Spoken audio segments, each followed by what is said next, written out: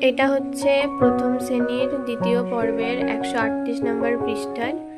এর আগের দিন যে ভিডিওটা দিয়েছিলাম এলোমেলো বর্ণ ছিল, সেগুলোকে সুন্দরভাবে সাজিয়ে অর্থপূর্ণ শব্দ তৈরি করতে হবে, সেরকমই জিনিস এখানে আছে। চলো এটা সলভ করি।